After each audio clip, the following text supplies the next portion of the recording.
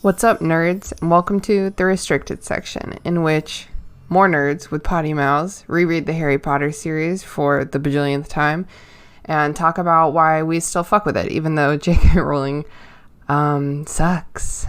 Yeah. Awkward time to be running a Harry Potter podcast, but as Daniel Radcliffe said, and I'm going to paraphrase, we hope you still like the books for what they did for you when you read them. And as you continue to read them, in our case, and you can separate them from the person who wrote them. That is my wish for you. That is also Daniel Radcliffe's wish for you. Today's going to be a super fun bonus episode. We're playing some games, answering some riddles. Fun fact, most Harry Potter riddles were written for children, so get ready. We're going to have a good time. We got a super special guest that we're really excited about, so just have a seat. Or don't. Maybe you're exercising, or maybe you're doing dishes. Those are probably the top two things I do while I'm listening to podcasts. So do that thing and enjoy. Hey everybody, welcome to the restricted section. I'm your host Christina, and today we're doing a very special Games and Riddles episode. Ay. Before we get started, let's do a little roll call. I'm your host Christina. I already said that. I'm Brooke. I'm Mary Clay. And we have a very special guest today. Adal, you want to introduce yourself and tell us a little bit about your Harry Potter history? Hello, everyone. I'm Adal Rifai, and I am a podcaster. You might know me from Hello from the Magic Tavern or Hey Riddle. And thank you all so much for having me. My relationship with Harry Potter books, I didn't read them until I was in sophomore year in college, I believe. And then I absolutely devoured them. To where by the time the last two books came out, I was waiting at midnight for their release out in front of probably a Borders. Rest in peace. I'm super bummed out and disappointed with J.K. Rowling's current situation, and I stand with trans people, and I'm so sorry that this happened. This is awful, but the books were very impactful in my life. Yeah, I don't know if you guys saw that Daniel Radcliffe released a pretty, moving statement about, I'm so sorry if this has hurt you, and, I hope that your relationship with the books retains its original meaning to you and, doesn't get ruined by this woman. It was very well done. I thought that was really outstanding. Mm-hmm. Yeah, he continues to be one of my top 5 celebrity crushes. Ooh, other 4? Maybe they will reveal themselves throughout this podcast. Let me just ask, is Tom Hardy in that list? No, okay. Not my type. Mm-mm. That's my number 1 male celebrity. Really? Mm-hmm. Oh, I approve. Mm-hmm. You know, Mary Clay, you host a podcast about Lord of the Rings, and I've just been a little jealous this week that your author is not in a position to be tweeting. Oh, I'm so thankful every day of my life that J.R.R. Tolkien is dead and does not exist on Twitter. John Ronald Reagan Tolkien. Jolkin, Rolkin, Rolkin, Tolkien. We can't do this again. Let's get into it. Adal, what Hogwarts house are you in? I went to Hogwarts Online, and I am well, here's the thing. Truthfully, I'm a Ravenpuff, but some people don't allow the mixed houses. We prefer that you choose an alliance, but we definitely accept the cusp as a personal identity. If I have to choose a soul house, it would hands down be Hufflepuff. Hufflepuff! Oh, sorry, I'm a Hufflepuff. But I do think, one, that I have a little bit of Ravenclaw, and 2, I think Gryffindors are the absolute fucking worst. Oh, Brooke, are you marrying agree with one? that. I am marrying the most Gryffindor human being to have ever existed. Her fiance is so Gryffindor that he continually tries to convince people that he's a Slytherin. Because he's like, oh, well, I don't like everybody all the time. He's a literal golden retriever. Brooke, I'm so sorry. He's going to make this wedding all about him, which is typical Gryffindor. They're egomaniacs. They're sociopathic egomaniacs. It's a big old Catholic affair, and I am atheist, so we're already there. At least with Slytherin, they're sociopaths for a reason, they're trying to attain something. With Gryffindor, it's all they're just trying to gaslight people. It's for the glory. It's also just reckless endangerment. It's a lack of self-preservation skills. But also, congratulations. I'm so sorry I said that. So, Mary Clay and Brooke, what houses are you? So I am very much a Ravenclaw, but when I went to do the Pottermore house sorting, it actually let me choose because I was so on the border of Ravenclaw and Slytherin that it allowed me to pick. And so I am a Slitherclaw, as it were. Okay. But definitely, ultimately Ravenclaw. I always thought that was a bullshit part in the movie where the hat's like, what do you want? I don't know. Yeah, he's like, not Slytherin. He's like, not Slytherin. Fine with me. It's like, wait, aren't you like an ancient magical hat who knows all? And he's like, I don't know. You do the fucking job. Trying to boil 11-year-old child. Yeah, it's like who just learned 2 weeks ago that you're a wizard and the truth about how your parents died. Can I just say, if my job was being an ancient magical hat who works 1 day a year and has 4 options, fucking bring it on. I would kill that job. I would be amazing at it. This guy shirks his duties off on a little kid, says, I don't know, what do you want? Got it. No, thank you. Mary Clay, what are you? I am a Slytherin. Okay. 100%. 100p. I think there's something to be said for like the house you are and then like the house you come across as, because like I'm a Hufflepuff, but I think I really come across as a Gryffindor. Like Brooke's a Ravenclaw, I think you really come across as a Slytherin, Brooke. And then Mary Clay, I think you really come across as a Gryffindor too. Oh, what? No. See? Do not. I thought you were gonna. You don't get to pick what you come across as.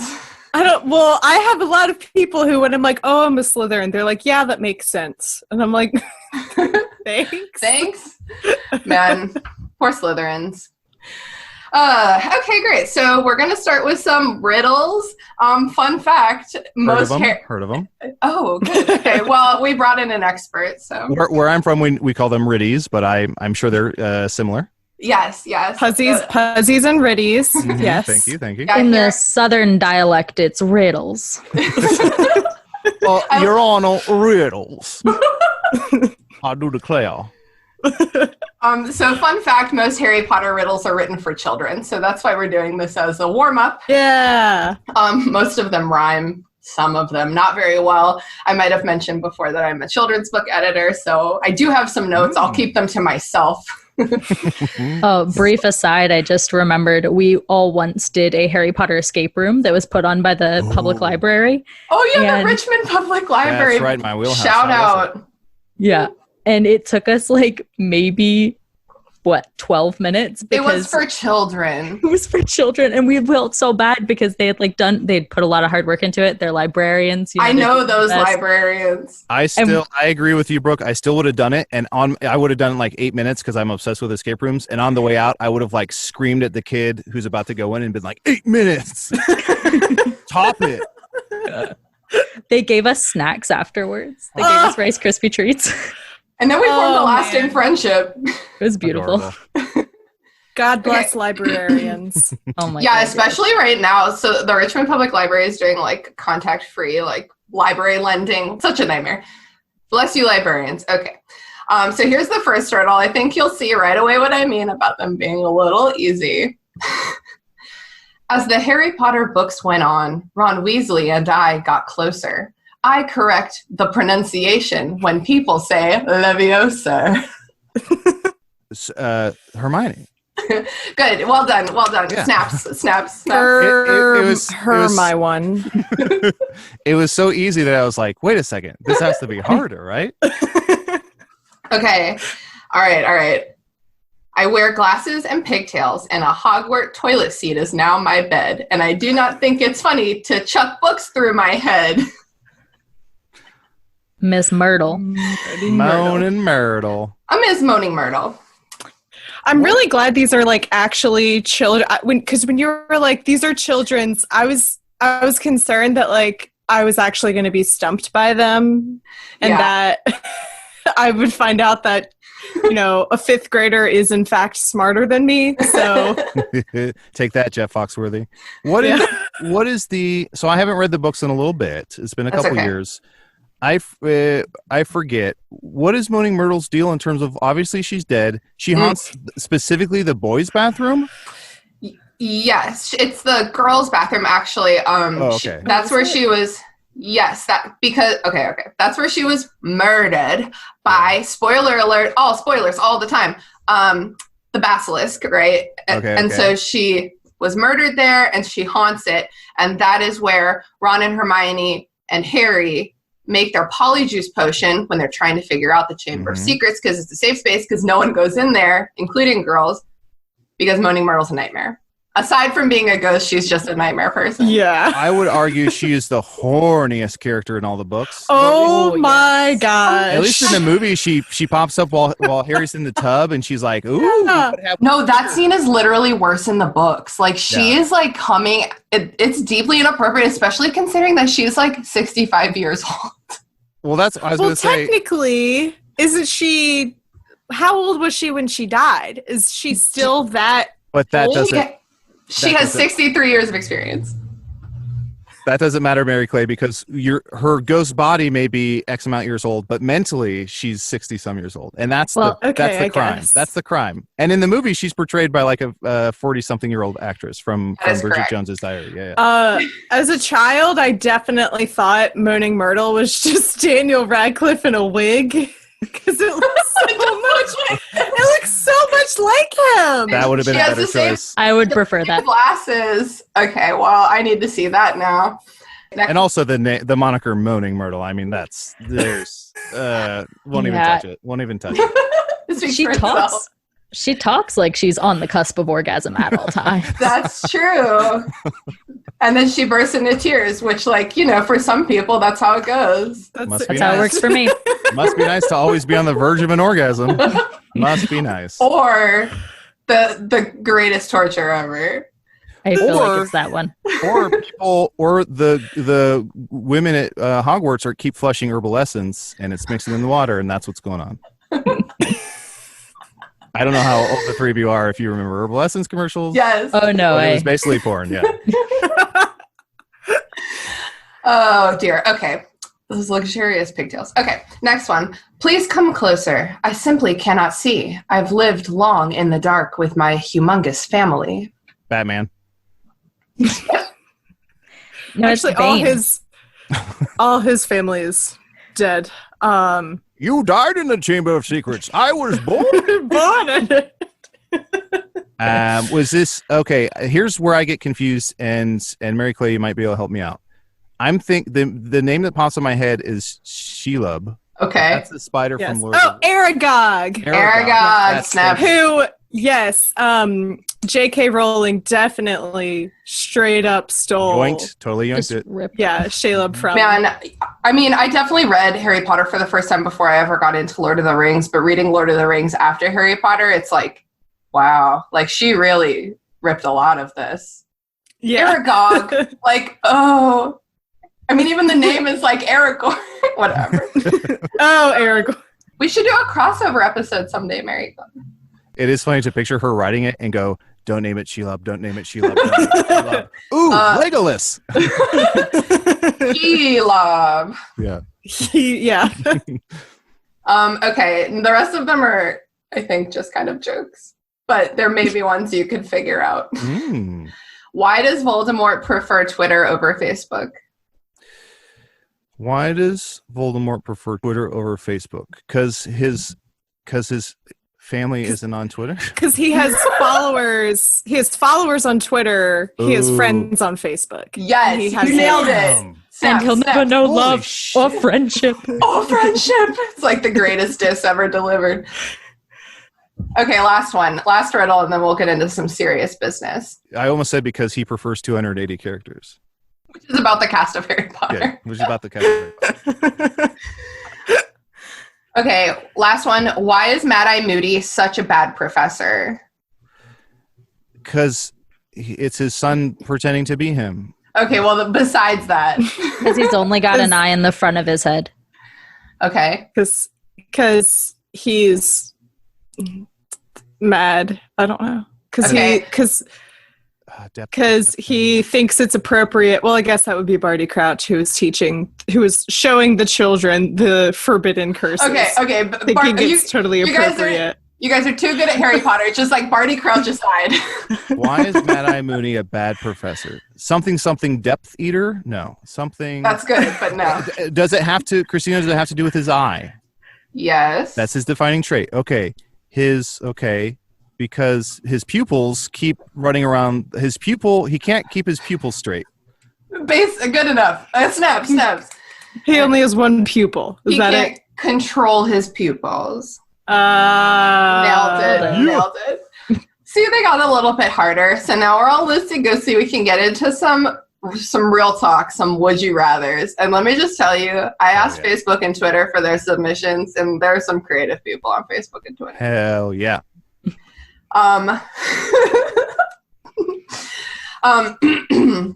Okay, this one was submitted by Ryan, who happens to have written the music for this podcast. He happens to also be my little brother. Would you rather fight 10 Dobby-sized Hagrids or 1 Hagrid-sized Dobby? Okay, I was really hoping you'd pick this one because 100% Dobby-sized Hagrids. I would punt those motherfuckers into the next year. Well, Brooke, that's a great answer on the surface, but we have to dig a little deeper, and I have a follow-up question. Do these Dobby-sized Hagrids have Hagrid's strength? Because he is part giant, meaning like an ant, he can probably carry like 20 times his weight. So what's the deal there? Are they as strong as Hagrid is full-sized? Let's say that they're 20% the size of original Hagrid, so they'd be operating at 20% the strength of original Hagrid. Still proportionally strong for the size, but not quite as strong as half-giant Hagrid. I think you also... Oh, go ahead, Brooke. You have to take Dobby's extreme magical capabilities into account, and like a Hagrid-sized Dobby is a lot to deal with. It's a lot of limbs. He's very gangly. And then, however, with the Hagrid-sized Dobby, he's still Dobby. All you have to do is be like, Dobby, go like get me, I don't know, cookies, and he'll gladly go and get that for you. He a free elf? Because he's Dobby. Like, but you're not Harry. Yeah, he is a free elf, but he is just still like the nicest elf ever, and will do anything for anyone who's not a Malfoy. But all right, so there's 3 of you. Everyone cast your vote. I'm gonna say 1 Hagrid-sized Dobby. Because I feel like he's such a sad sack. I could just wail on him, and he would just apologize to me the whole time. Nah, I still want to take on a small army of Hagrid Dobby hybrids. Mary Clay, what's your final answer? Yeah, I got Hagrid-sized Dobby. Yeah. Okay. All right. I think you could defeat him with words and just be like, go iron your hands, and he will. What's the who's that maid? What are the books? Oh boy, there's Amelia Bedelia. He's like, oh my god. Yeah. Where it's like you tell her to go, trim the hedges, and it turns out the neighbors' names are hedges, and she's killed them or something. Oh right, yeah. Yeah. Where it's like Amelia Bedelia, go draw the bath, and she comes back with like a portrait of the bathtub. And it's you're fired, you fool. Hagrid, I will say, and I'm trying to scan through the rest of the characters. I do think Hagrid and Dobby are the dumbest pieces of shit in this series. Hagrid is also, and this has been a recent theme, Hagrid is incredibly reckless in terms of the way that he relates to these children. Like it is We're not getting okay. into it again. We literally spent the last half of book 1 just talking so much shit about Hagrid. We're not getting into it again. He's the worst. He has no business working at a school. There's part of me that just thinks he's a sadist and he's like into it, like that's his kink. And I never want to kink shame, but I feel like he's smarter than he lets on, but he's like, hey, come to the forest, Harry. That was perfect. And but that's his thing. So I think it's safe to kink shame if it involves luring children into a haunted forest. Yeah. And light burning. Light dragon burning. You're right. Okay. Would you rather spend a weekend as a guest at the Dursleys or serve detention with Filch? Like an overnight detention, like you fucked up. I think so. Filch is going to be, it's coming. He's going to be an asshole. He's going to make you do like tough stuff. The Dursleys is more like mental terrorism, where it's like they're going to bicker among themselves about how awful you are and what they should do to you and snap at you. So just quantity. There's 3 of them, and it's for a week. I would do Filch. It was weekend. Like a weekend. Oh, okay. So 2 days. I would say 2 nights. You get there on Friday night and you can leave Sunday afternoon. I'd rather do Filch. And also, I could probably overpower him because he's a mud or what? Squib, yeah. A squib. He's a squib. Yeah, that is true. I think that the Dursleys might actually be okay because we're all muggles. Sorry. None of us got letters. True. Adal, I don't know about you. They're muggles and we're muggle. And like the one rule of the Dursleys is don't talk about wizards. So I feel like you could get through that situation. Also, it's set. The key word is that you are a guest of the Dursleys. So they are treating you like a guest. They're not treating you like Harry. So honestly, you would probably just get really nice dinners. You would sit there and watch the telly, as they say over there, Spot on. all weekend. I'm trying to get a peers treatment with a Knickerbocker glory. That's all I want. Whatever.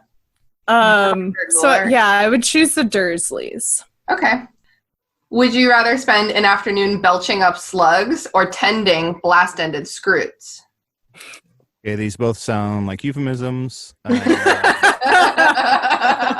The blast-ended scroots definitely is like I don't know. She came up with that joke when she was, I don't know, drunk at 3 a.m. and was like, this will be great. I went to a party, met someone. Next thing you know, bingo, bango, blasted in scroots. Now we're dating. Or like, dude, last night I did so many blast-ended scroots. I'm so tired this morning. I blast-ended her scroot. No. Oh, wow. No, Right. yes, We're please. out of I don't it. know. Maybe I screwed her in the blast end. Blast in my scroot. Yeah. Okay. Now we're back in it. Any opinions? Even BES is, the first and last letter, obviously, butt sex. I don't know what the E stands for. So remind me, what do blasted and scroots? They obviously blast out their ends, but is it like fire or is it? It is fire, and just to be very clear, it is out of both ends. The viewer cannot identify which end is their head and which is the rear. Oh. Blast out both ends. And this is like real fire? It's not like magical fire that just is for No, it's real fire. Okay. So like it'll hurt. I would rather burp up slugs because I don't want third degree. I was thinking it's like a glory hole. You just don't know what end you're getting. I will never... And for that reason, blast-ended scroots. I think my house is blast-ended scroots. I'm so sorry. I want to change my answer. But I'm a power blast end. Oh, that's good. I think I'll go with blast-ended scroots because I hate throwing up more than anything. I mean, I don't think there's ever anyone in the existence of human beings to be like, yeah, I just really love throwing up. I love that feeling. Kate Moss. I need you to know that Michael does, because he's like, he'll make himself throw up because he's like, I get the relief afterwards, and like, you know, if I'm like going to bed, but the actual like feeling of something is coming up out of my throat and out of my mouth. All right. And this is I'm calling it. Brooke, can I just say, what a Gryffindor fucking move to say, I love throwing up. Oh, give me throw up all day long. Attention seeker. I think there's a difference between becoming more drunk than you anticipated and wanting the relief of knowing it's out of your system, and just like being chill on like a Tuesday afternoon, like I could really go for some vomit right now. Oh, delicious. I too, however, would choose blast-ended scroots because I think that it's so hard to watch, and like it's not the thing with. Okay, I said we're not going to do puke talk anymore, but like here's some more puke talk. Give it to me. The thing with just regular puke is you're like, I consensually ate these things. But like slugs, man. Like, where did they come from? That's what I was thinking about, is like, where did when you do the slug eating charm or whatever, do they just like materialize in your stomach? Yeah, like, are they from the garden? Or do they like materialize in your throat? Or are they does it just all of a sudden appear in your mouth and then you vomit it out? Like, it's so wild. All three of you chose blast-ended scroots because to me, it's like with the slugs. Yeah, maybe it's a textural thing of like you don't like that sensation, but the reverse escargoting versus like fire, like when fire hurts you, fire bad. I think maybe I'm bolstered by the fact that the Golden Trio in Harry Potter and the Goblet of Fire had to tend the blast-ended scroots for a whole like semester, and they made it out alive. So I'm like, yeah, all right, okay, yeah. I would probably want to cut my hair before getting that close, but also I feel like you could tend them with a stick from a distance. Mm-hmm. You know, just like roll them over, whatnot, scurry them around, give them some food. You'd be eight. Put him on a leash, take him for a walk around the grounds. Oops, fell into the lake. I'm just now realizing that I forgot to write down who submitted these Would You Rathers. I'm so sorry to all of our dedicated listeners. I did diligently write down all the fuck, marry, kills, so just get ready for those if you submitted one. Would you rather spend 1 hour with Aragog's colony in the Forbidden Forest or spend 1 hour dodging the Whomping Willow? And something that I think is a crucial piece of information that is missing here is Aragog trying to kill you, or are you a welcome guest? I'm not sure. What do you guys think? Does not matter. It doesn't say Aragog. It says Aragog's army. Colony. So his fam. He's out of the picture, and the rest of them, I forget, are they bite-sized or are they king-size? I think they get bigger as you go deeper. Okay. And also, Aragog is the only reason that his family doesn't eat Hagrid. That's right. So Aragog not being there is actually maybe not good. Could be worse, yeah. But if you get hit by the Whomping Willow, it could kill you in one hit. I think I'd do the Whomping Willow. I think I would do that too. I just don't like spiders. I don't fuck with spiders. I don't like them on me. I don't like them around me. I'm not into it. I don't care about spiders as long as it's a normal size. But when it gets to be, bigger than my thumb, I'm like, nah, you can set it on fire for all I care. Fuck the ecosystem. Can you imagine being a kid and you read the Harry Potter books? Oh my gosh, they're so good. What a fantasy wonderland. And then your parents are like, hey, we're going to the park. There's a willow. Go stand by there so I can get a picture. I would be traumatized. I would never... If I read these as like a little kid, I would never go near a willow for the rest of my life. Like, not all willows. Yeah. I did think that the Whomping Willow was actually like way less intimidating when I was a kid because we had a weeping willow in our yard. And so I looked at the spindly branches and I'm like, pew, pew, pew, that's not so bad. Like, that's like a little tappy tap, little snappy. What are you talking about? I also grew up with the weeping willow in my neighborhood, but we would take them off and we would like beat each other with those things hurt. I don't remember exactly under what circumstances this happens, but in Disney's animated Pocahontas, grandmother Willow absolutely spanks somebody with one of her willow switches. Yes. Go Polo, switch off the willow. Christina, would your brother, you said he does music? Yes. How much can I pay to commission him to sing Patsy Cline's Weeping Willow, but change it to Whomping Willow? Oh, he would be more than happy to do that for free. He'll do anything. Okay. Classic older sister response. He just graduated college. He's in debt. Ooh, I would pay upwards of $40 for that. To write the theme music for this podcast, I gave him a $25 fast food gift card. So, but what fast food? It was Kava. I didn't say it in case they don't have it in Chicago. Kava? Yeah, it's like Mediterranean. Like it's kind of like Chipotle in that it's like better than fast. Yeah, but you can get it real quickly. I was like, I think Kava's like a Spanish wine, but that is also true. Okay. No, Kava is not fast. Fast food. It has to have a drive-through in order for it to be fast food. All right. It's fast casual. Yes. We love Kava. Kava sponsors. Okay, moving on. I pay everyone for their work on this podcast. That's also how we got our logos. I paid in Kava gift cards. Well, because my friends don't want to like take my money, but I'm like, I'm gonna pay you. So like, here's a gift card. That's really nice for you to pay people. I'm still waiting. I'm paying to be on this podcast. This sucks. Okay, we got to start somewhere, Adal. Okay. I'd still do stand by Whomping Willow though. I think it got a lot scarier in the movies because they gave it those giant like bulbs. It became like a boxer. Yeah. It became like a pummeling willow. Like they really went in on it.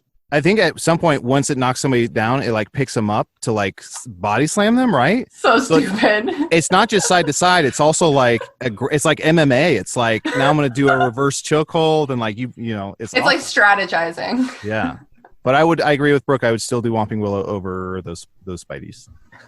I believe in my agility. Okay, would you rather eat a cockroach cluster or a stoat sandwich? Brooke, can you remind the group what a stoat sandwich is? Stoats are the worst. So stoats are a small ferret-like creature that is incredibly invasive to New Zealand, and it's the reason they're losing all of their native ground-dwelling birds. Fuck stoats. And so Hagrid serves the trio stoat sandwiches that they don't eat. And then a cockroach cluster, just to remind everyone, is some candy that they sell. I don't know. I guess it has cockroaches in it. I want to say candy because obviously that's way tastier, but I want to be part of the solution, not the problem. So we got to get rid of these stoats. I would chomp down a stoat.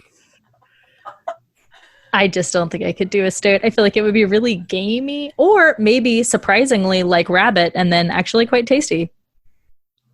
Or squab. Oh, you would have to like try a bite before making your decision. I don't think that you can. I have a little nibble of both, and then I'll kind of decide based on the flavor profile. I'd go with cockroach cluster.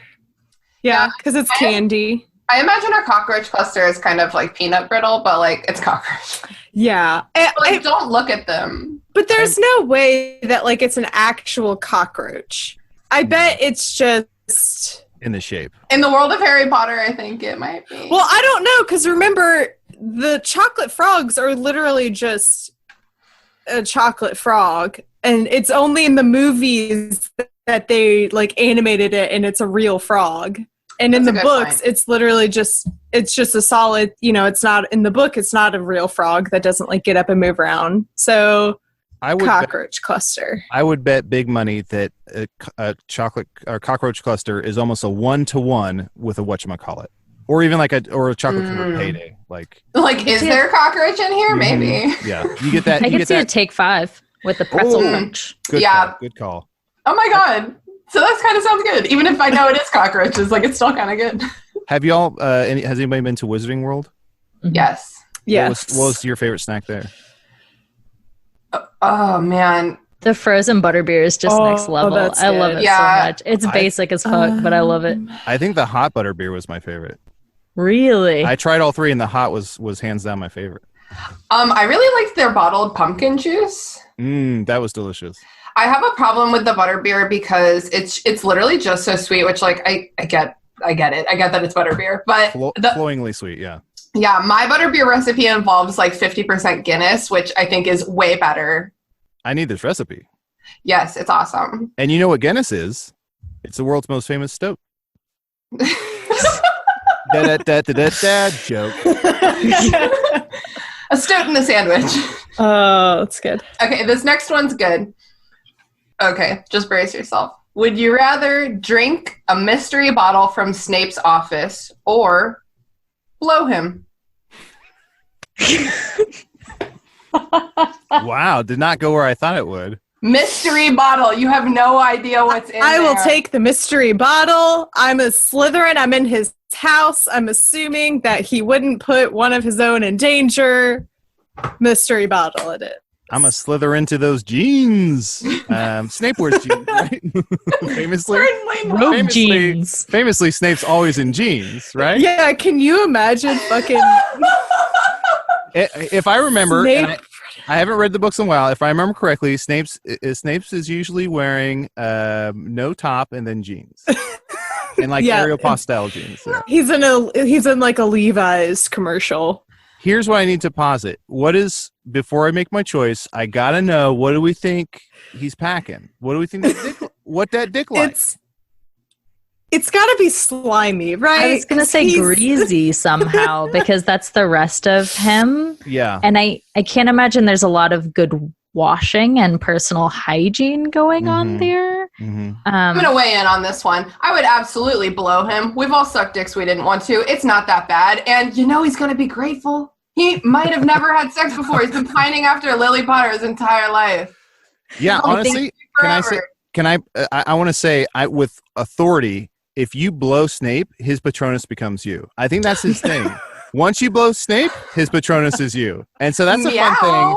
That's a fun thing where it's like he does his Patronus and then it comes out and it's like, oh, me from when I blew you last week. And he's like, always. And that's a fun thing. I feel like you're projecting part of Chunt onto Snape at this point. Yeah, Oh, yeah, baby. Oh, yeah, Snape.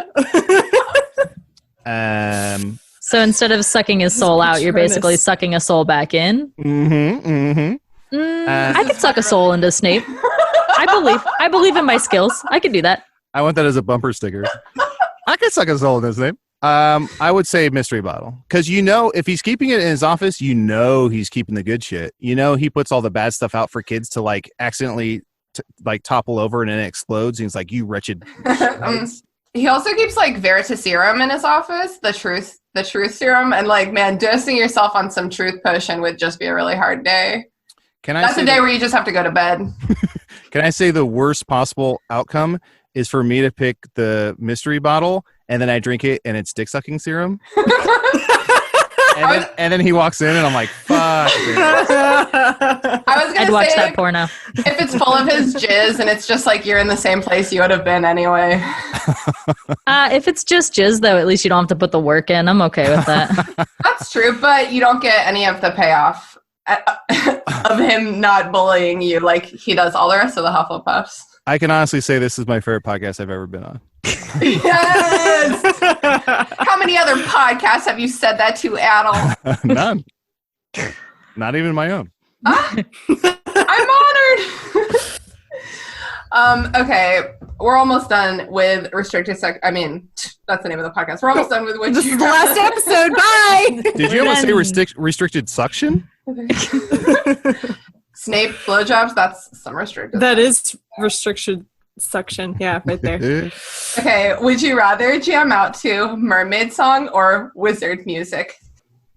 But mermaid song, you have to be underwater for it to sound okay. Yeah. So, and their music's like, it's like chamber music where it's like, whoa, whoa, you can't always watch. It's like Greensleeves, right? That's the mermaid song? Yeah, I think Greensleeves sounds right.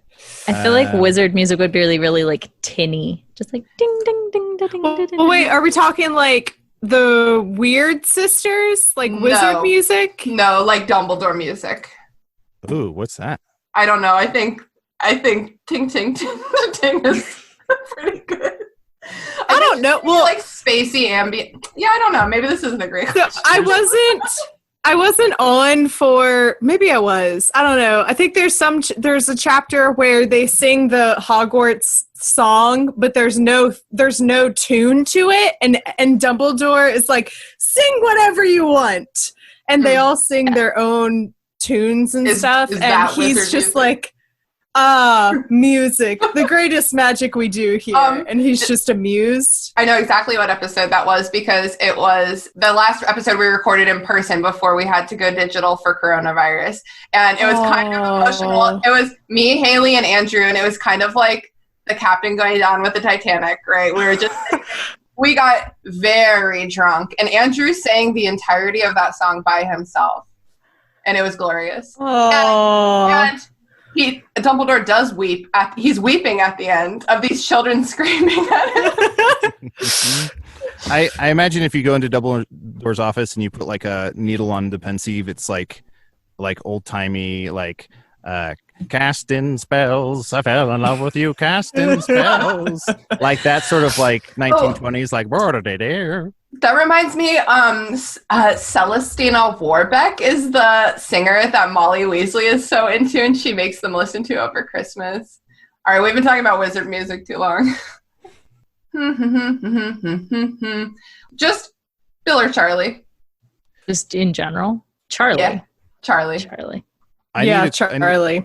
I need a quick reminder of who they are. So they're Weasleys. Bill is the oldest Weasley. He works for Gringotts as a curse breaker in Egypt. And That's Charlie is the second eldest Weasley, and he is a dragon tamer vet. Let's just call him a vet. Which I think is a euphemism in the wizarding world for he's gay.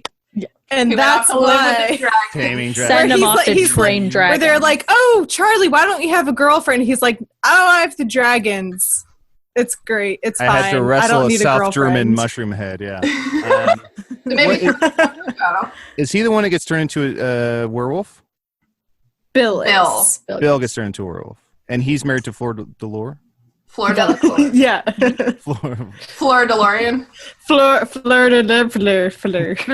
That is literally how French sounds to me. Fleur. Please welcome the babies of Beer Bottoms. I always That is say, exactly how their accent sounds to me. I always accidentally Yeah, say, amazing. I always accidentally call their house bell bottoms, even though it's bell bottom. So I would go with werewolf. Okay, cool. Good. So the He three has of a us can name. share Charlie. No. You know Charlie got that Thor body going on. I'm into it. Yeah, he's buff. He has to pick up dragons. He picks up, oh my god, I'm reading Holes right now. He carries the dragon to the top of the mountain every day ever since it's a baby. And as the dragon goes bigger, Charlie goes stronger. You know, is also my prediction for how Lord of the Rings is going to end. Is it's Sam carrying Frodo up the mountain, or he will be cursed for all eternity, like Madame Zeroni. I would like to say, why in Harry Potter, why don't they just book one have the giant eagles kill Voldemort? Yeah, damn, you're so right. Right? Think about it. Okay, moving on. Because Voldemort's like a ghosty boy at that point. Yeah, like, he's you a can't ghosty even boy. really do That's anything fair. about You can't him. kill him, yeah. Okay, my plan has holes. I get it. Back off, pump the brakes, pump the brakes. This is the kind of creative energy we're looking for. Now I feel judged. You're being mean girls, please. That's what we're here for. Okay. Sorry, hold on. Oh shit! Listeners She's can't got see this. the Rona. Yeah, listeners can't see this. A slug just plopped to the ground. Nasty, Christina. Oh my god, I'm Snape so is embarrassed. walking in the room right behind you. I think he heard. He's taking off his jeans. That's all he's my wearing. God. There's nothing underneath them. Z Cavarici, how old is he? Okay. It's time to move on to our next section, which Brooke's going to handle for us. Brooke, you want to take it from here? Yeah, so we've got a little segment called the Spelling Bee, where B is going to give you a spell, and you're going to have to tell me what that spell does in the Harry Potter universe. And I'm so sorry. These are real spells with actual answers, or these are like fun, like we get to make them up ourselves. I mean, these are real yet obscure spells in the Harry Potter universe. I would say maybe if you do know what they actually do, save it for after everyone's got their guesses out. I will get none of these. We're going to start off with the disillusionment charm. I will give you a hint. It is not when you finally learn real U.S. history. Oh. Howard Zinn. Oh. Disillusionment. Can you use it in a sentence? Yeah. You could cast a disillusionment charm. Okay. Nice. Language of origin. Most of these are Latinate in Okay. origin. Is there any other pronunciations? Disillusionment charm. Oh my Okay. god, did you speak French in high school? A little bit. I once dated a French guy who lived in the van next to me, so Let me please, Brooke, come with me to my home. It is a van, how you say. I call His it van J. was smaller than- disillusionment. his van was smaller than mine, so mostly he came to my van.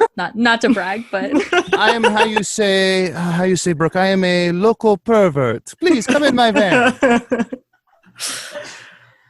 one of my friends fucked one of the other French dudes, and the condom broke, and we called her an eclair for like ever because she was French cream filled. Oh my god. This is the best moment of my podcast. Oh, Oh, do not let your kids listen to this one. this is amazing. All right, disillusionment charm. Any guesses? I know the answer, so I'm How can that be macaron when it feels so Is disillusionment, is that where it's like you make someone see something, it's just like an illusion that's like dissing them?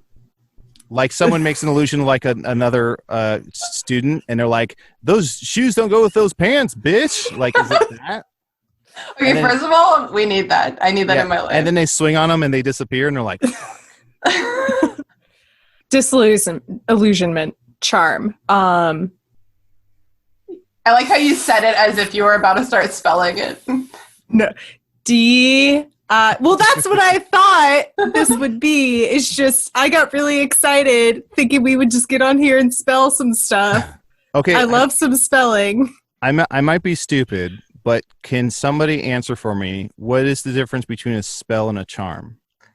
I think that it's not quite clear in the books. Okay. I think that all spells all charms are spells, but not all spells are charms. Yeah. Okay, it's a whiskey bourbon situation. Are charms are charms something you do on a person that's not an attack, and then spells are like... Yeah, I guess, yeah. Charms are usually nice, and then it's like hexes and curses or jinxes. Okay. There's a lot of different kinds. Jinx if you're like trying to have a good time by bullying someone, and like a hex if you really mean it. Mm-hmm. Do you want me to tell you guys what it really is? Watching me be wrong after all my confidence. I think, did Mary Clay have a guess?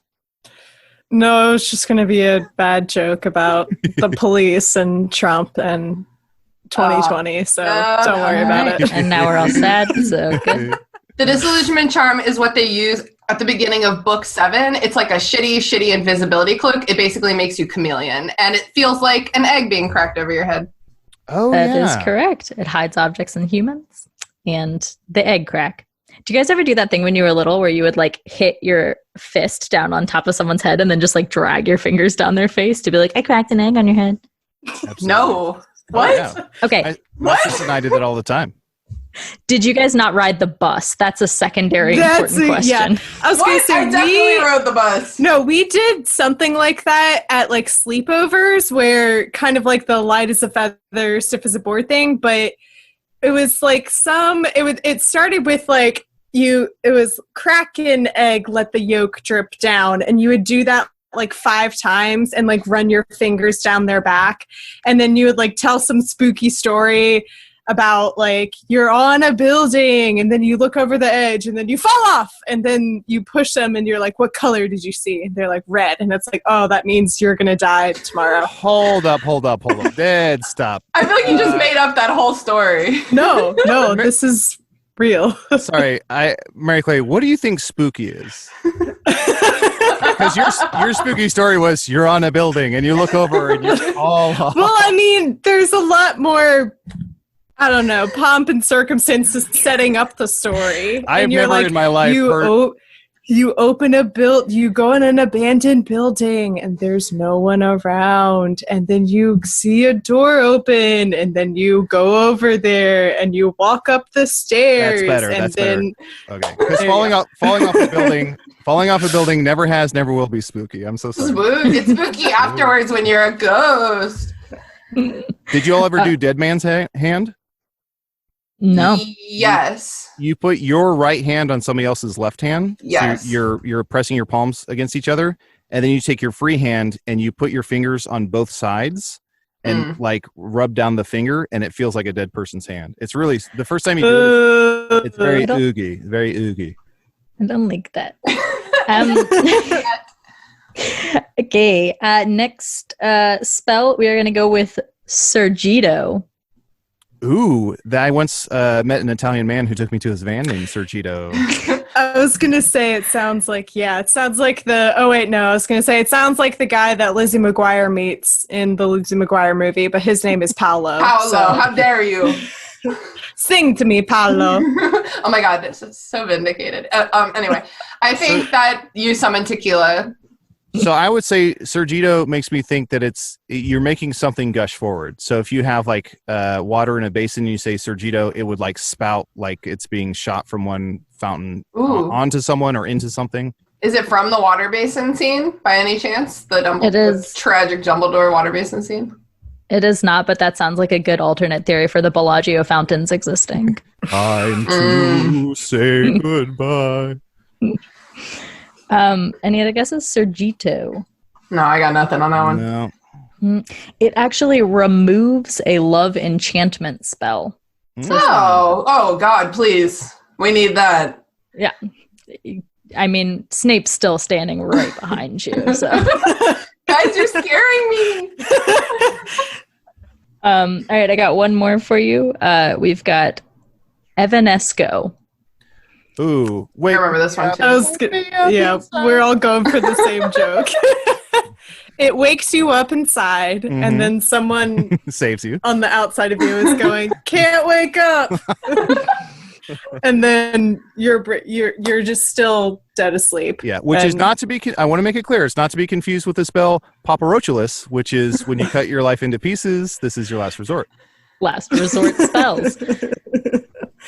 No, that would be horrifying though if it was literally like you couldn't wake up. If it was just a like sleep paralysis spell. Oh. Someone who gets sleep paralysis. I feel like I've managed to bring up my sleep paralysis like a lot during this podcast somehow. Good Lord. It's Christina, a nightmare. I've had it Why twice. don't you tell that to the demon man who stands at the end of your bed every night when you have sleep paralysis? Just tell that to the demon man.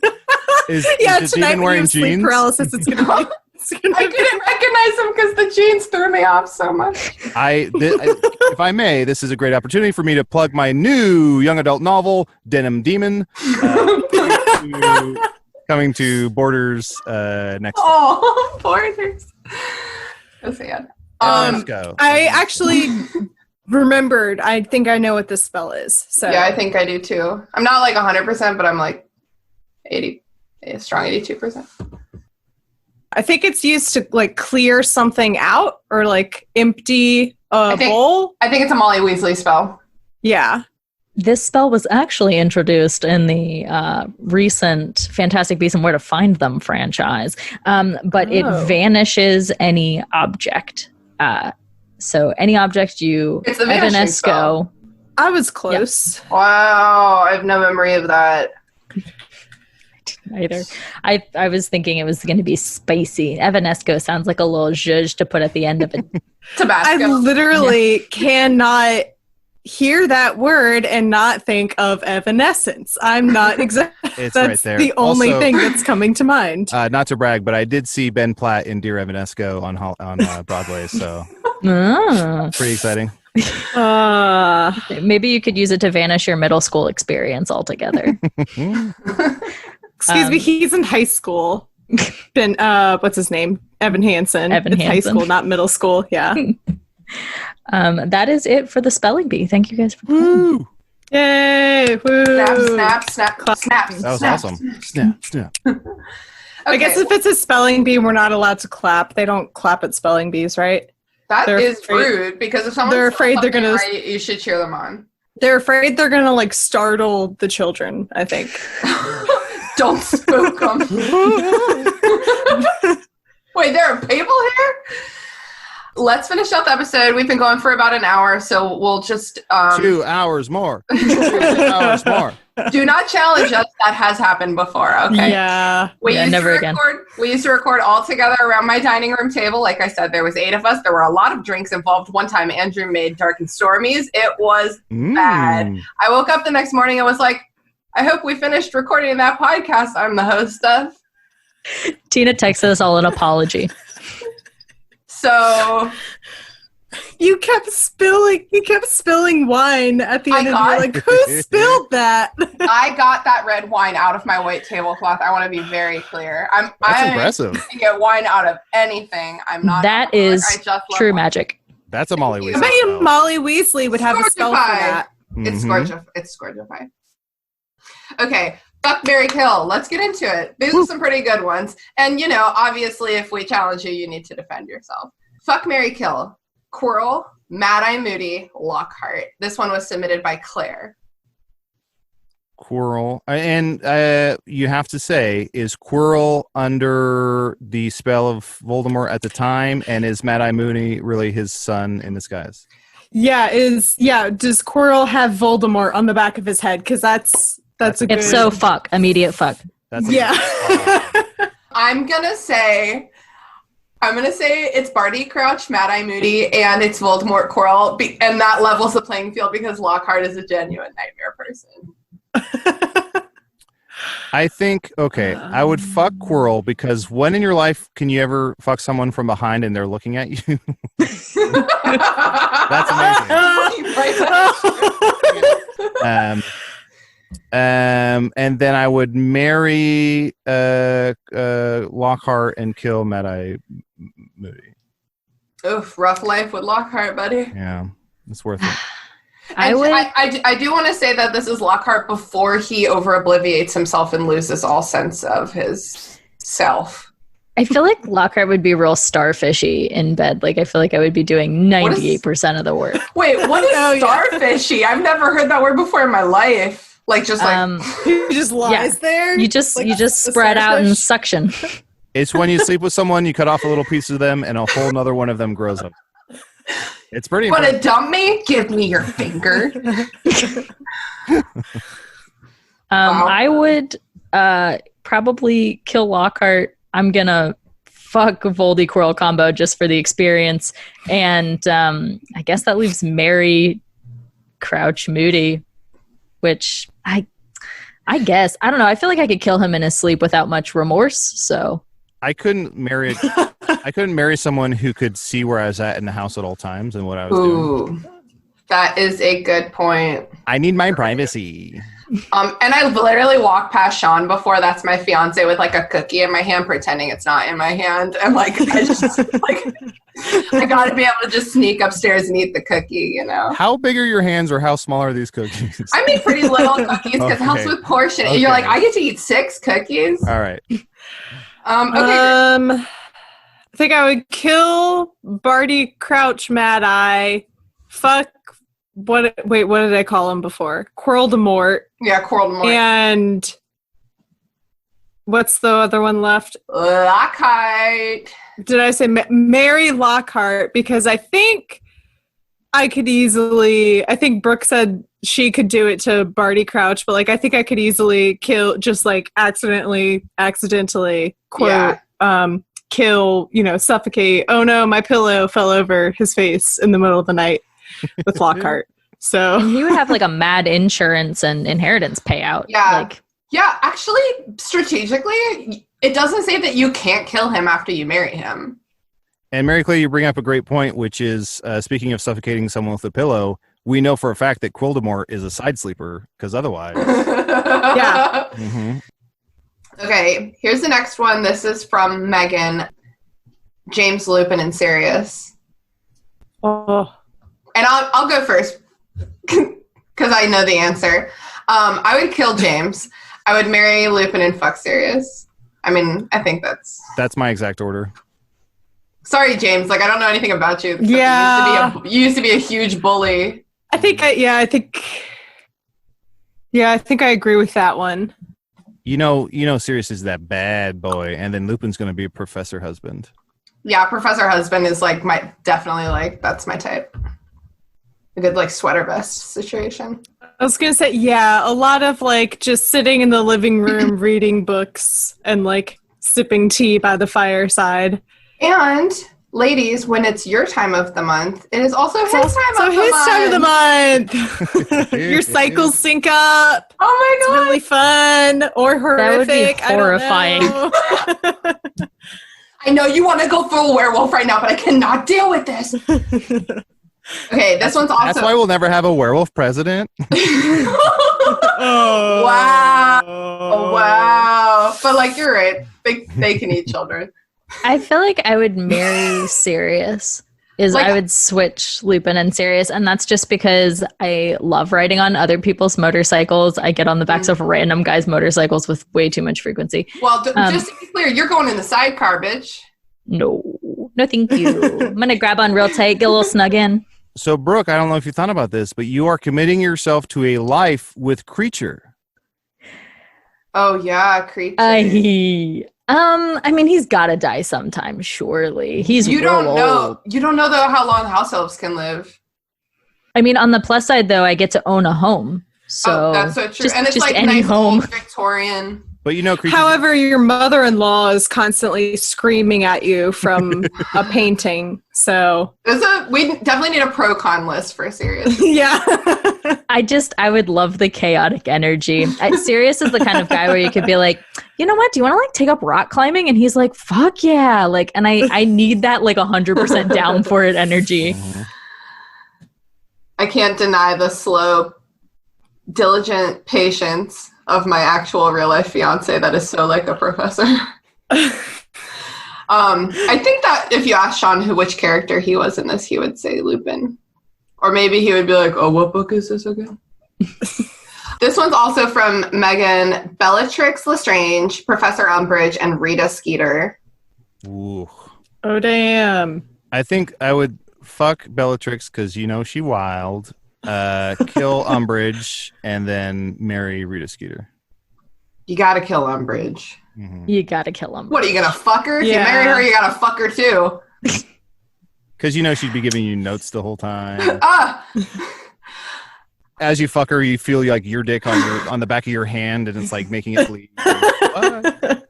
There's that bit in the movie where she's doing all her teacher evaluations, and she has that that measuring tape that thinks for itself. That's like measuring Flitwick. Oh yeah. And you're just like you're getting into the mood, some foreplay, and like the measuring tape just comes out and like measures your dick. Like, From the base, please. From the base. And all those pink kittens, all the her stuff surrounding the kitty you. play. Oh shit, yeah. I'm allergic to cats. Aesthetic. She's got to go. That's my exact aesthetic, so I'm fine with The it. only reason to ever have sex with Dolores Umbridge is so you can at some point say Cumbridge. I'm gonna Dolores Cumbridge. That was my John Travolta. Sandy, I'm gonna Dolores Cumbridge. Whoa, I can't believe John Travolta is here with us in the room. This is I'm always incredible. rocking and rolling. It is also worth noting that the name Dolores means sorrow, so it's like the saddest come of your life. Aww. I would cry afterwards if I had to fuck Umbridge. That's my favorite Savage Garden song, The Saddest Come of Your Life. I'll be the saddest come of your life. Man, Ryan's gonna have so much good material when he listens to this episode for all these. Well, he better get to work on my Womp and Willow parody. Any other thoughts on Bellatrix Umbridge, Rita Skeeter? I feel like Rita Skeeter. I would fuck Rita Skeeter and marry Bellatrix. And again, I'm doing it for the wealth, like 100% gold digger on that. And also because Rita Skeeter is she's the person that writes Dear Abby with like way too many personal details, so that when you read the paper, you know it's about you. Mm-hmm. Also, I just think that all these negative things about Rita Skeeter, but like I think she'd be good in bed. She's got like a fun energy. She would be in full control, and like she would like, tell you what she likes, but that's cool. But Umbridge would just be nasty about it. And I want to be clear, I'm not ageist. I would McGonagall. My favorite character in all the books is McGonagall, and I would take her to Pound Town. So I want to make sure, not ageist. It's just that nasty attitude. You're fucking Rita Skeeter, and you hear like this weird scratching sound, and you look up, and her quick quotes quill is recording your every move because she wants to sell the world's next great romance novel. I mean, that's a compliment, though. She would straight up write the Wizarding World version of 50 Shades. Ugh, but like isn't that just Twilight? Using your sex life, though. Like you would read it and be like, honey, this is about us. And you like very, very vaguely like made up, gave us fake names. This is very obviously our lives. Beta Peter. Yeah. No. This is about Beta. I think the thing about I would marry Rita Skeeter and fuck Bellatrix, because with Rita Skeeter, I would just wait until she turns into a bug, and then I would do like Hermione did, and I would trap her in a jar, and then she would just be there. We're killing an awful lot of our... She would also be really easy to kill because she's a bug, and you can just step on her. We're killing an awful lot of our spouses in this game. Yeah. I don't care. It's it's fuck, marry, kill, and my version is fuck, marry, then kill, and kill. All right. Let's just do a couple more of these. We got a lot of really good submissions, so thanks guys for sending those. Let's do some like rapid fire. Whatever first comes to mind. Okay. This one's from Pete. Hey Pete, I know you don't listen to this podcast because you hate reading. Dumbledore, Hagrid, and Voldemort. And this is post book 4 Voldemort. Ralph Fiennes Voldemort. Fuck Voldemort, kill Hagrid, and marry Dumbledore.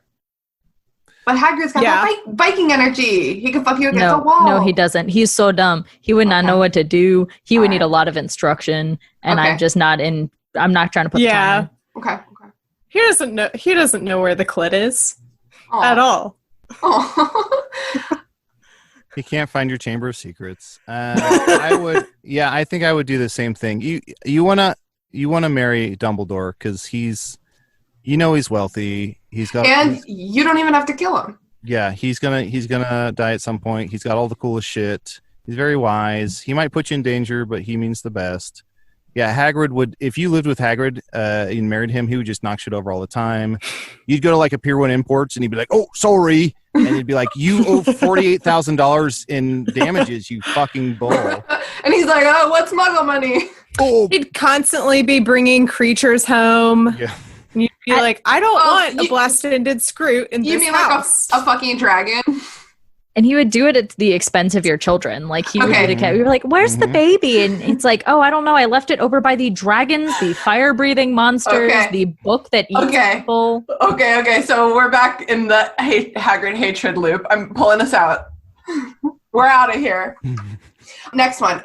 Rapid fire. Petunia Dursley, Bellatrix Lestrange, and Helena Ravenclaw. Yes, she is a ghost. How does that work physically? It's up to you. Just go through her. I would marry the ghost, stick with fucking Bellatrix again, and kill Petunia. Sounds right. Agree. Yeah. Helena, she's nice. I think you can figure out how to fuck her. I think my number one bang in the books would be Tonks. Yes. Okay. That is typical. Because, like, she can look like anything you want. Yeah. Not even true. just to change it up. Like, she just, like, I don't know. She's wild. I think she's fun. Yeah, great energy. Yeah. Great. We should all be a little more like Tonks. First of all, how dare you? I would. What, do you not like Tonks? I'm not as big of a Tonks fan as everyone else is. How dare you? I think she just...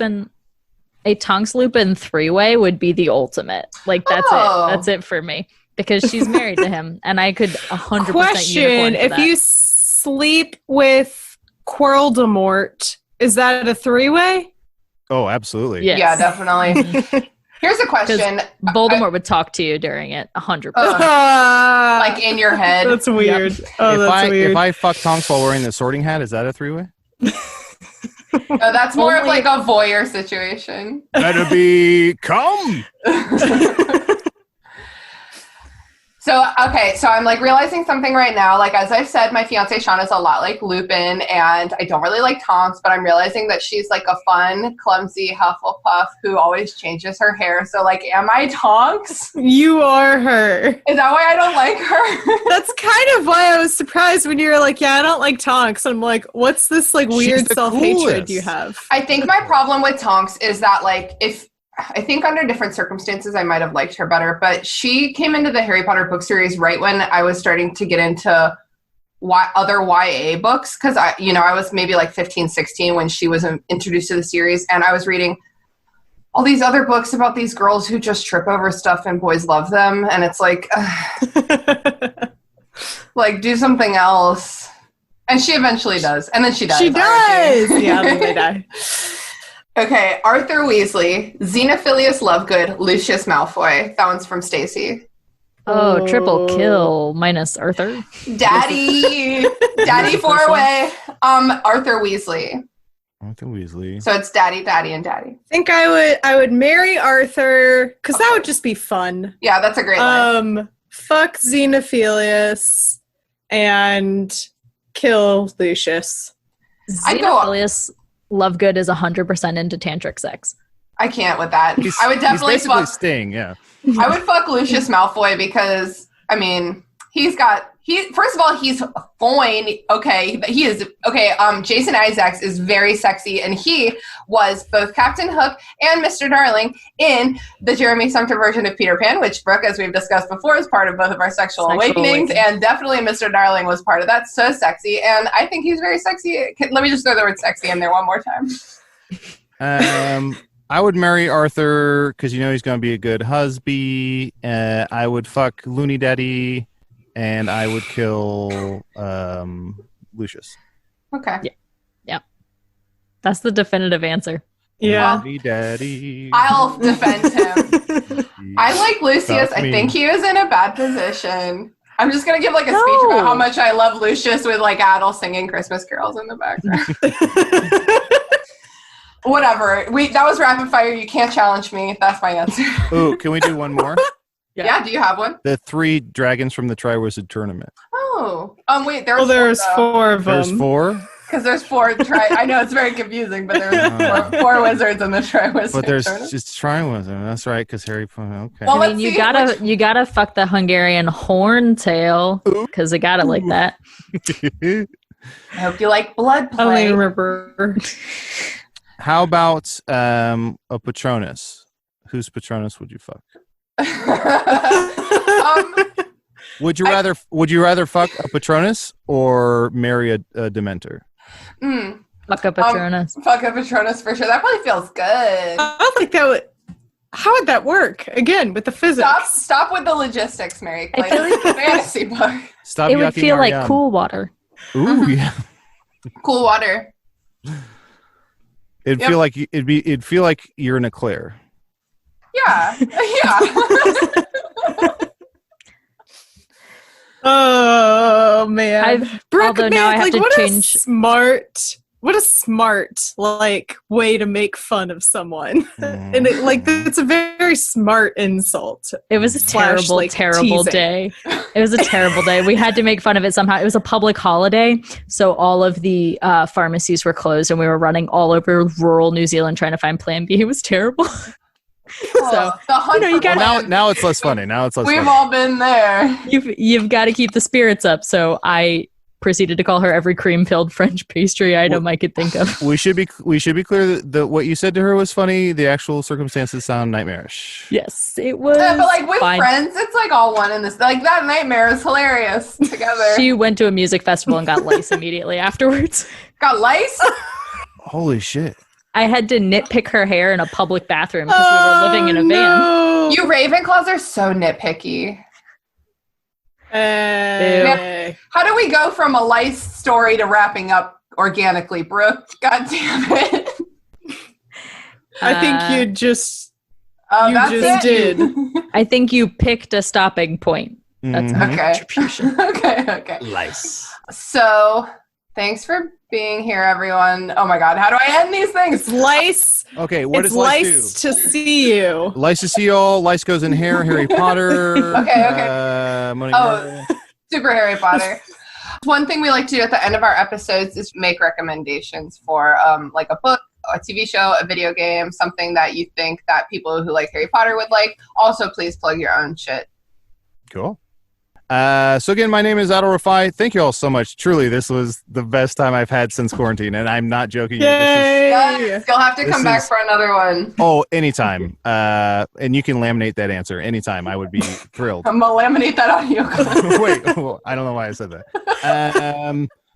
You can check out my podcast, Hello from the Magic Tavern, which is like a fantasy improv podcast, but you don't. So many people lump it in with like D&D, which D&D is great, but we're not necessarily a D&D podcast. You don't have to really know or like fantasy, hopefully, to enjoy the podcast. So that's Hello from the Magic Tavern. I also do a Riddles and Puzzles podcast with two Slytherins, Aaron and JPC. That's called Hey Riddle. So please check that out. And something I'm playing, this is the most tired suggestion of all time, but I'm replaying Zelda's Breath of the Wild, which is so unbelievably calming and centering and beautiful and joyous, and just if you're having a hard time, put this puppy on, and it's got all the magic of Harry Potter with none of the turf trans the politics. Yeah. Yes, yeah. Man, I'm so glad you said that. Mary Clay, I know you love Breath of the Wild too. I've fucked with Zelda so I'm hard. obsessed with it. Yeah. That was my first tattoo. Was a Triforce. Ooh. It's hard to see because it's on her back otherwise. I wasn't going to ask. Yeah. My pants are so it's on her butt. high-waisted. Yeah. I have been Brooke. Thanks so much for listening. I have been listening to Stamped from the Beginning, which has currently been made available as an audiobook on Spotify. It is a definitive history of racist ideas in America, and it is absolutely fascinating. Learn some real U.S. history. I highly recommend it. That's that disillusionment charm. It's 100% worth your time. It's so good. Yeah, I'm Mary Clay. As always, you can listen to my podcast, That's What I'm Talking About. It comes out every Tuesday wherever you get podcasts. And then something to plug is... Don't act like we don't do this every episode. Well, I forget about it every time. While you're thinking, I'm going to buy you some time. I am going to read a quick excerpt from my new book, Denim Demon. This is Denim Demon, Chapter 1. He stood at the foot of the bed, his Jordache jeans bulging in the crotch, the denim pulsating with every beat in his fucking soft, hard dick. Yeah, it was soft, hard. It was so big that the bottom part was hard while the top half was soft. Because he didn't have enough blood in his body to fuel that fucking long-ass dick. He wrapped it around his wrist like a watch, and he said, "You know what time it is?" And I said, "Fuck me time." And he said, "Ding, ding, ding." He took his zipper and pulled it down. And Mary Clay, did you have that thing you thought of? Okay. Why does it? No, I am still having trouble pulling it up. Why don't you keep reading from that? Okay. Why does it feel right that Snape has a soft, hard dick? So like I said, "Ooh, what time is it? Is it fuck me o'clock?" And he said, "Fuck me o'cock." He was Irish, you see, an Irish demon. What else? Lots of veins, but not where you think veins would be. Not where veins normally are. They're all pooled right at the tip. No. I took Mary Clay, save us. like my sleeping jeans. And he said, "Nice, you wear jeans too?" And I said, "Yes, Daddy Demon." And guys, I am okay. hot. I've been listening to. Sorry, I had to pull it up because I couldn't remember the name of the author. I've been listening to the audiobook of. It's a book called Slay, and it's by Brittney Morris, and it's just I'm really enjoying it. It has a lot of like intersecting elements. It's about a girl who high school girl who created this online gaming world for Black people, and then there's like obviously obstacles arise in this world is how books typically go, General, like, conflict. Conflict arises. But it jumps back and forth between, like, a lot of varying viewpoints. So there's also, like, some LGBT characters in it. And then also just, like, it's just also really cool that it's a female teenager and she's doing like all this like coding stuff, and that's not usually like represented or whatever. So yeah, that's Slay by Brittney Morris. Awesome. So I have been your host, Christina. I feel like we don't usually say our names at the end, but here we are. As always, you can follow me on Instagram at @YaGirlOfTheWorld. You can follow me on Twitter at Tina Fontina. That's what it is for now. Not sure how much I like that wordplay, but it's the only Tina pun that was available on Twitter. Also, I'd like to recommend a podcast I've been catching up on recently. It's called The Science of Superheroes. It is a scientist, an actual scientist, who talks about different superheroes and like superhero adjacent stuff. It talks about like literally what biological precedent is there for that. So like, for example, there's an episode about like Spider-Man and the different like superpowers he has and like where you can find those things in nature. It's pretty cool if you're like a science and a fantasy nerd like I am. Oh my god, you guys, I'm an idiot. That podcast is not called The Science of Superheroes. It's called The Biology of Superheroes. And that scientist is a biologist. I got it all wrong. I'm so sorry. It's really a wonderful podcast. The Biology of Superheroes, hosted by Dr. Shane Campbell-Staton and Arian Darby. So don't look for The Science of Superheroes. That's not a real thing. It's The Biology of Superheroes, which I will remind you is a science. So it's kind of the same thing. Sorry. Thank you guys so much for being here. Get the fuck off my computer screen. Lawn. The Restricted Section was created and hosted by me, Christina Kahn, based on the book series by J.K. Cancelled. Rowling. All music by Ryan Kahn. Logo by Michael Hardison. Technical support from Sean Watson. Don't forget to follow us on Instagram at RestrictedSectionPod or shoot us an email at restrictedsectionpod@gmail.com. We'd love to hear your thoughts, feelings, complaints, conspiracy theories, or lavish praise. And it was recording, right? Yes. Can you fucking imagine? It's still going.